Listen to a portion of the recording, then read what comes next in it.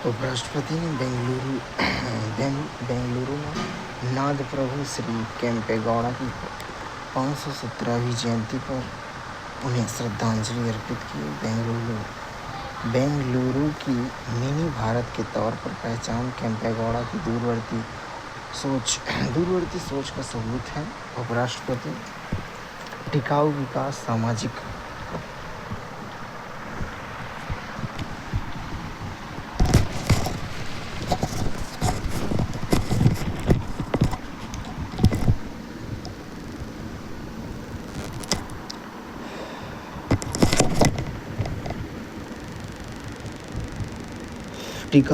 सामाजिक सद्भाव और समावेशी शासन को लेकर केम्पेगौड़ा की सोच आज भी आधुनिक भारत को प्रेरित करती है। महान राष्ट्र उन लोगों से बनते हैं जो अपने जीवन काल से आगे की सोचते हैं। केम्पेगौड़ा जयंती समारोह में उपराष्ट्रपति द्वारा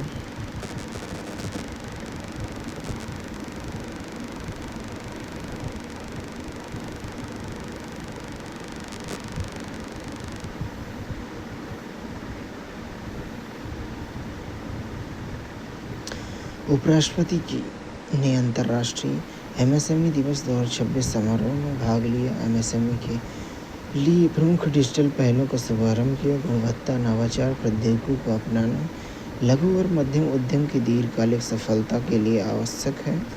लघु और मध्यम उद्यमों को औपचारिक रूप देने, बैंक ऋण का विस्तार करने और प्रौद्योगिकी को अपनाने को बढ़ावा देने में सरकार के प्रयासों की सराहना की है।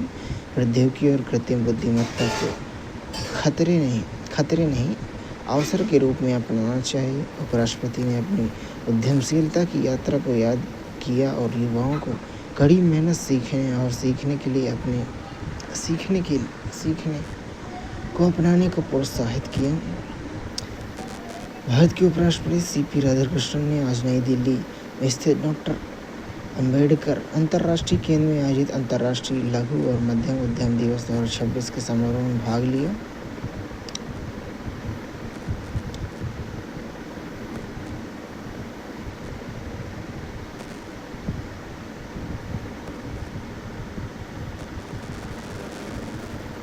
प्रधानमंत्री ने वैश्विक ऊर्जा भविष्य के केंद्र में वैश्विक दक्षिण को स्थापित करने में भारत के प्रयासों पर एक लेख साझा किया।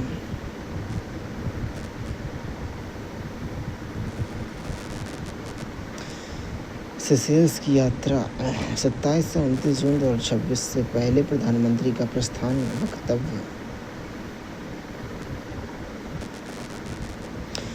चार धाम हेलीकॉप्टर संचालन 2026 का पहला चरण सफलतापूर्वक संपन्न हुआ।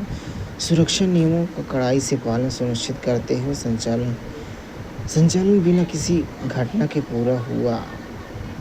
नगर विमानन मंत्रालय ने चार धाम यात्रा 2026 के पहले चरण के दौरान हेलीकॉप्टर संचालन के सुरक्षित और सफल संचालन पर संतोष व्यक्त किया।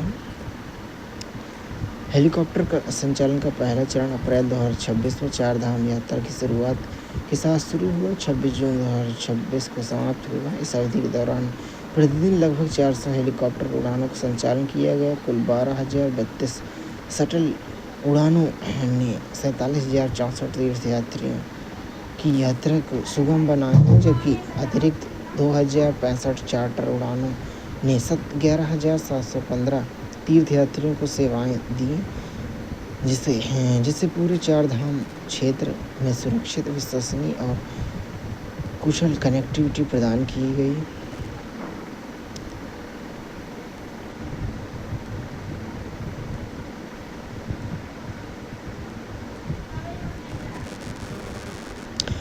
एपीडा ने मध्य प्रदेश से संयुक्त अरब अमीरात की जीआई टैग वाले रीवा सुंदरजा आमों के पहले वाणिज्यिक निर्यात में सहायता की। भारत के वाणिज्य और उद्योग मंत्रालय के अधीन कृषि और प्रसंस्करण खाद्य उत्पाद निर्यात विकास प्राधिकरण एपीडा ने जीआई टैग वाले रीवा सुंदरजा आमों के मध्य प्रदेश के संयुक्त अरब अमीरात में पहले वाणिज्यिक निर्यात की मदद की, जो वैश्विक बाजारों में भारत के विशिष्ट कृषि उत्पादों की बढ़ावा देने महत्वपूर्ण उपलब्धि है।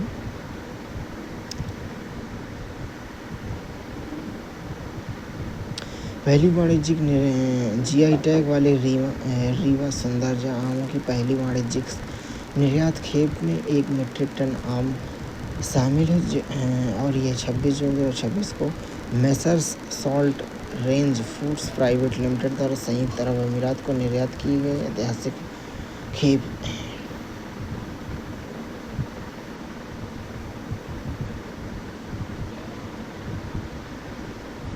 सौंदर्य आम मौजूदा भाव लगभग 100 से 110 रुपये प्रति किलोग्राम, जबकि निर्यात में 150 रुपये प्रति किलोग्राम दर से खरीदा है। प्रति किलोग्राम 40 से 50 रुपये के लाभ किसानों को सीधे तौर पर मिलता है और निर्यात उन्मुख मूल्य श्रृंखलाओं के में उत्पादों को शामिल करने के आर्थिक लाभों को दर्शाता है।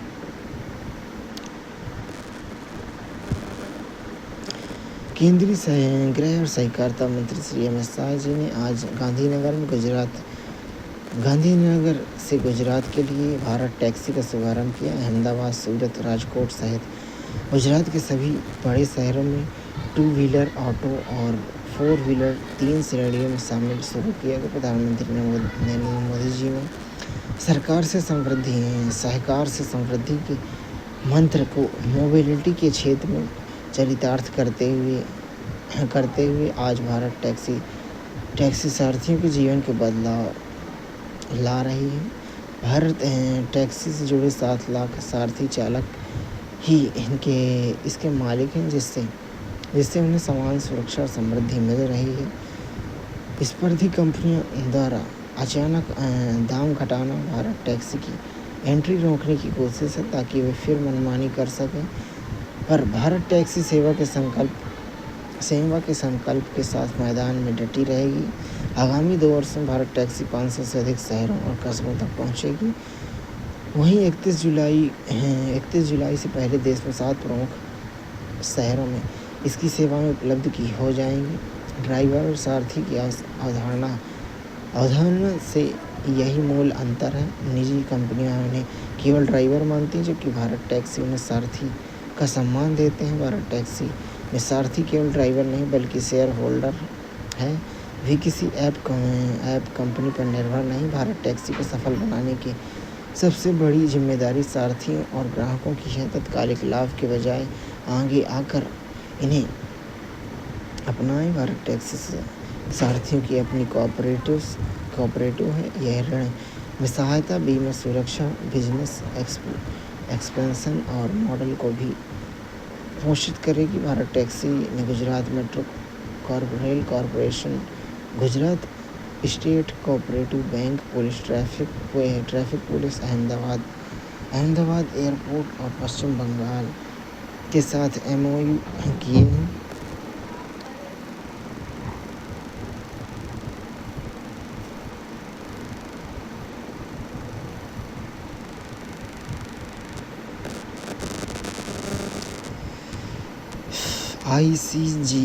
ICGS अक्षय को भारतीय तटरक्षक बेड़ों में शामिल किए गए हैं। भारतीय तटरक्षक बल ने 27 जून 2026 को गोवा स्थित गोवा शिपयार्ड लिमिटेड में नई पीढ़ी की त्वरित गश्ती जहाज FPV ICGS अक्षय को अपने बेड़े में शामिल कर आधुनिकीकरण की दिशा में एक और महत्वपूर्ण उपलब्धि हासिल की है। अक्षय का नाम यह तेज गश्ती पोत देश के समुद्री हितों की सुरक्षा के प्रति भारतीय तटरक्षक बल की अटूट प्रतिबद्धता, दृढ़ता और संकल्प का प्रतीक है। यह पोत भारत के विशाल समुद्री क्षेत्र की सुरक्षा को और सुदृढ़ करेगा तथा समुद्री सुरक्षा और स्वच्छ समुद्री वातावरण बनाए रखने के प्रति भारतीय तटरक्षक बल के प्रति प्रतिबद्धता को और मजबूत करेगा।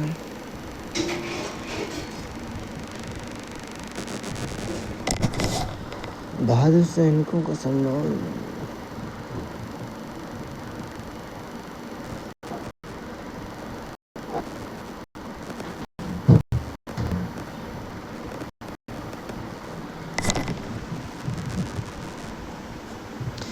रक्षा मंत्री ने 28 जुलाई 2025 के संसदीय संबोधन में गलत प्रस्तुतिकरण पर वक्तव्य दिया।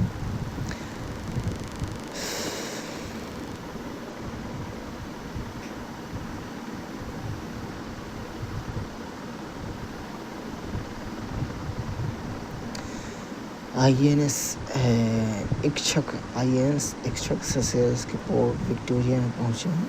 भारतीय नौसेना का स्वदेशी रूप से निर्मित सर्वे पोत आईएनएस रक्षक दक्षिण पश्चिम हिंद महासागर क्षेत्र में अपनी परिचालन तैनाती के तहत 26 जून 2026 को सेसेल्स के पोर्ट विक्टोरिया पहुंचा। यह यात्रा सेसेल्स के 50वें राष्ट्रीय दिवस समारोह के साथ हुई, जो भारत और सेसेल्स के बीच अटूट समुद्री साझेदारी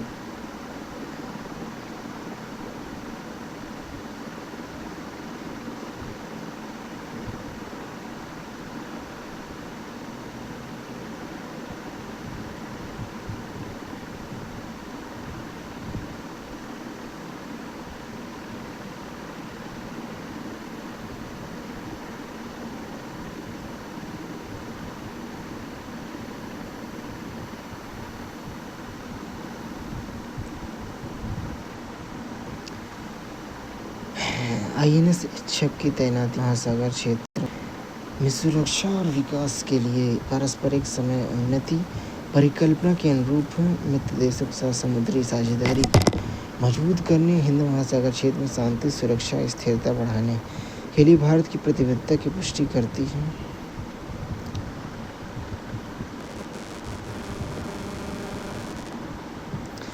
भारतीय नौसेना के पूर्वी बेड़े के जहाज उदयगिरी, कवरत्ती और शक्ति थाईलैंड के सट्टाहीप द्वीप पहुंचे हैं। दक्षिण पूर्व एशिया क्षेत्र में अपनी परिचालन तैनाती के हिस्से के रूप में भारतीय नौसेना ने पूर्वी बेड़े के जवाब में उदयगिरी, कवरत्ती, शक्ति थाईलैंड के सट्टाहीप पहुंचे हैं। पूर्वी बेड़े के flag officer commanding rear admiral Alok Anand के नेतृत्व में जहाज़ों का स्वागत रॉयल थाई नौसेना ने किया है।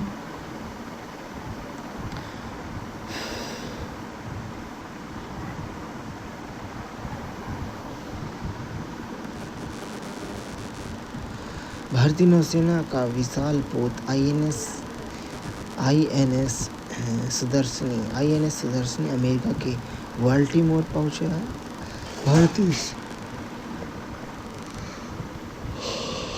भारतीय नौसेना का नौकायन प्रशिक्षण पोत आईएनएस सुदर्शनी 26 जून 2026 को ऐतिहासिक समुद्री अभियान लोकायन 26 के हिस्से के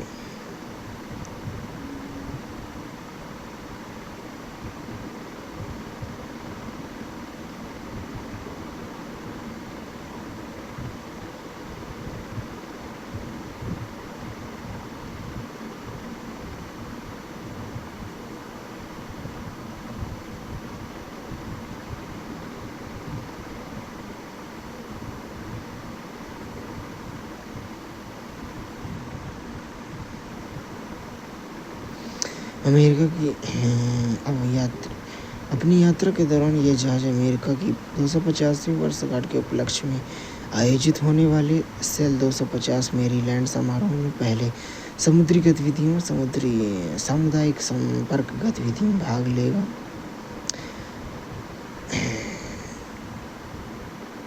बाल्टीमोर पहुंचने से पहले सुदर्शनी ने 19 जून 2026 तक नॉरफॉक में आए सेल 250 वर्जीलीय समारोह में भाग लिया। बड़े जहाज़ों के साथ मिलकर परेड ऑफ सेल और सिटी क्रू परेड में भारत का प्रतिनिधित्व किया। कोच्चि से नारकॉक का पहले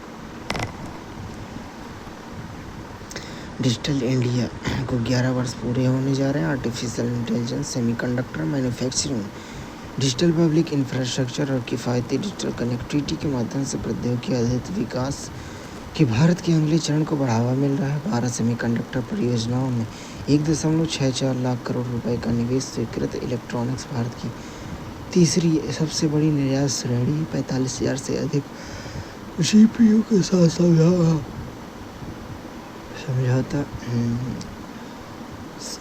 साझा कंप्यूटर सुविधा भारत में एआई इकोसिस्टम को सुदृढ़ करती है। शासन संबंधी दिशा निर्देश सुरक्षित समावेशी भारत भरोसेमंद एआई को बढ़ावा देते हैं।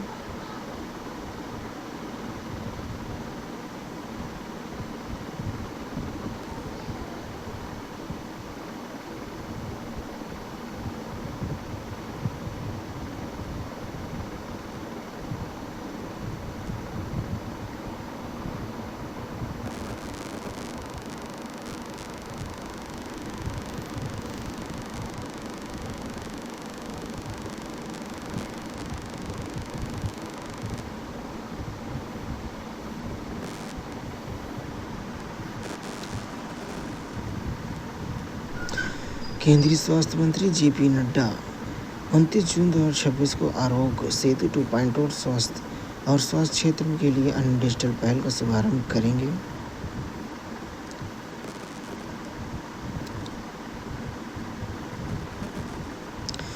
केंद्रीय स्वास्थ्य मंत्रालय विज्ञान भवन नई दिल्ली में 29 जून को केंद्रीय परिवार स्वास्थ्य कल्याण मंत्रालय परिषद का 16वां सम्मेलन आयोजित करेगा। भारत के उपराष्ट्रपति सीपी राधाकृष्णन ने एमएसएमई दिवस 2026 में उद्यमी भारत की अध्यक्षता की है।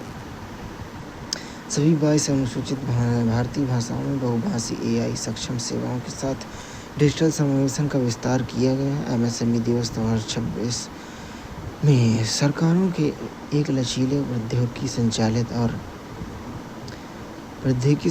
भविष्य के लिए तैयार एमएसएमई प्रणाली तंत्र संबंधी दृष्टिकोण को प्रदर्शित किया गया है।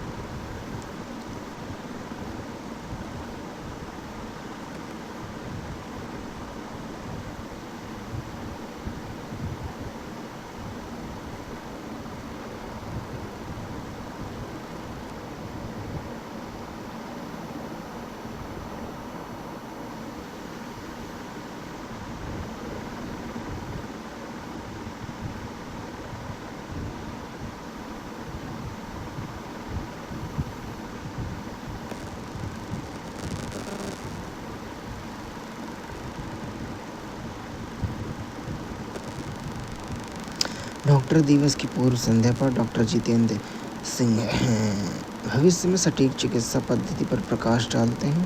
भारत जीन थेरेपी, परमाणु चिकित्सा, अन्य उभरती प्रौद्योगिकियों के माध्यम से वैश्विक स्वास्थ्य चुनौतियों का समाधान के लिए स्वदेशी समाधान विकसित कर रहा है।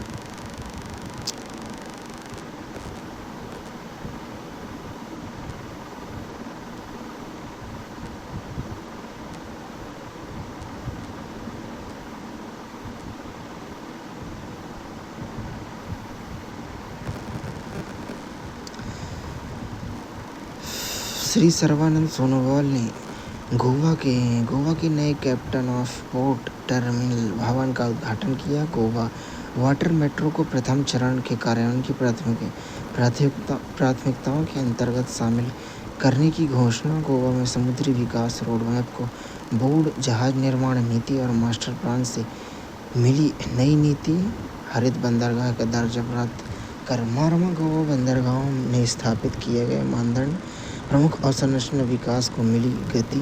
26 जून को पणजी में केंद्रीय पत्तन पोत परिवहन और जलमार्ग मंत्री श्री सर्बानंद सोनोवाल ने नए कैप्टन ऑफ पोर्ट्स टर्मिनल भवन का उद्घाटन किया। 48.87 करोड़ रुपए की लागत में निर्मित इस तटीय सुविधा का उद्देश्य समुद्री प्रशासन को सुदृढ़ करना, पोतों की निगरानी, नौवहन में सुधार करना, जहाँ राज्यों के सतत समुद्री विकास के विजय का समर्थन करना।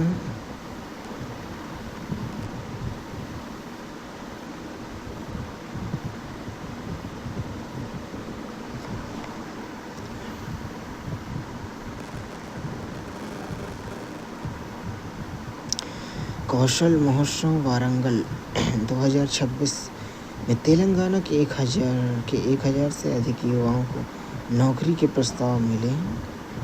कौशल विकास उद्यमिता मंत्रालय ने तेलंगाना सरकार और राष्ट्रीय कौशल विकास निगम के सहयोग से Kakatiya institute of technology and sciences Warangal के कौशल महोत्सव वारंगल 2026 में तेलंगाना के 1000 से अधिक युवाओं को नौकरी प्रस्ताव मिले हैं। इस कार्यक्रम में ऑन द स्पॉट साक्षात्कार, भर्ती, शिक्षुता के अवसर और करियर मार्गदर्शन के माध्यम से कुशल युवाओं को उद्योग से जोड़ने वाले मंच के